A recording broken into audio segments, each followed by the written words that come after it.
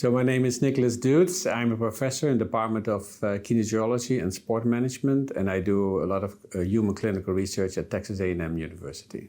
Yeah, so we do a lot of human clinical research, and I've done that for many years. And lately we have introduced some new methods that are based on stable isotopes. And these methods can actually much better estimate how much protein somebody needs to eat daily. And we found actually that these levels depend on whether these people are old or young, or whether they have a disease or in an ICU or were obese. And this is really related to the use of this new approach to do the measurements of the protein requirements. Our research really showed that we should not see protein requirements as a stationary number that is okay for everybody. We really have to start thinking that everybody has their own needs, depending on the condition, depending on the body size, depending on how much muscle they have, depending on their activities through the day. So we really should focus more on personalized nutrition, which I think is very important in relation to the protein needs and the amino acid needs that are there.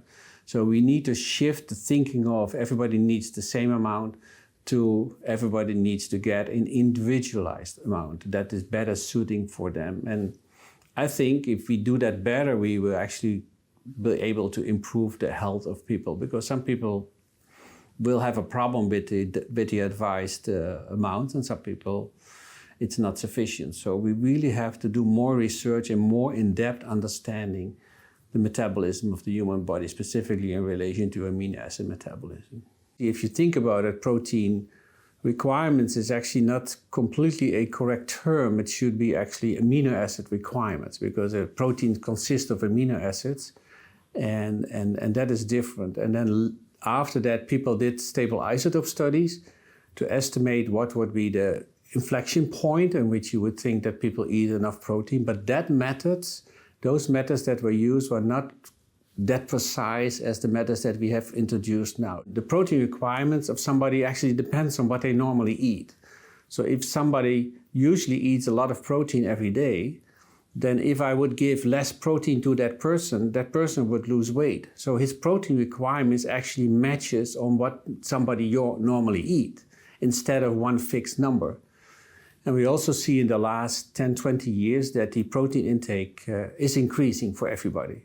So in the past, people didn't eat that much protein, but now they eat more and more protein, which actually means that your protein requirements is higher because you are used to eat more protein. If you always eat a lot of protein, your body gets used to eating or seeing a lot of protein, which means that if you suddenly eat less protein, even just eat at the requirements that people have established, the 0.8 grams per kilogram body weight per day, you actually will lose weight. But it is not deadly. It just takes probably between 7 and 14 days before your body can get adjusted to a low protein intake. Personally, I think we should not overdo it with eating so much protein. There's so much protein products in the stores.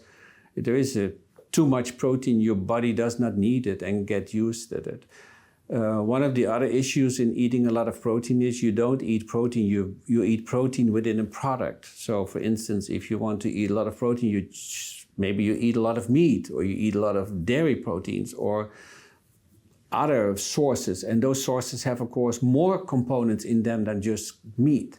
A good example is, of course, that if you eat meat, there's a lot of fat related to it, saturated fat. So that will also then increase. That is the biggest problem in nutrition when you overeat it. So although there is a lot of push to eat more protein, I don't think it is wise. You first need to establish what actually your body needs and what the effects are when you give too much protein on the long term. If you don't eat enough protein, you will lose muscle. There's no doubt about it.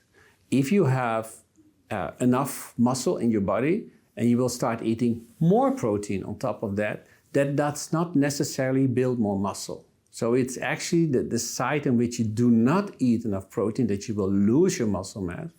But if your muscle mass is at balance and sufficient for your set point of your body, then eating more protein will not increase your your muscle mass. But if you, for instance, do a lot of exercise, then the requirements of your body increase because the exercise stimulates the growth of the muscle, and then you need to have more protein to help that process. So the combination of more protein and exercise indeed helps to build muscle, but only given protein usually does not increase your muscle mass. As long as what you eat, you do not lose weight, you know at least that you eat enough. So, but if you start to eat a lot more and you start to gain weight, probably also because of high calories, then you know you're not on the right track. So the obesity epidemic that we have is also caused by just overeating, including overeating a lot of protein. Because when you're obese, you usually eat a lot, which means you eat too much protein. So for your own situation, are you in balance? Are you at good health? Are you not obese? And when what you eat at that moment and you stay in balance, then you probably eat sufficient amount of protein. But it is really just to be careful, not too much protein. That remains my message a little bit. You need to only eat more protein if you have a real purpose and if you understand what the effects would be for human metabolism to do that. Now, if you look at older people, of course, when they are getting old, they start to eat less, usually because they don't like to eat anymore, because they are less active. Of course, in that situation, those people maybe do not eat enough protein anymore, and they start to lose weight, older people, and they start to lose muscle mass. That makes them weak. And that's the other side of the coin. So that is really our focus, to see what are the actual needs for older people. That is, I think, probably the most important thing at the moment. Not so much the young people. They do well, right? There's nothing wrong with them. They're usually healthy. It's all about the older people with all the disease, where we need to put our focus on.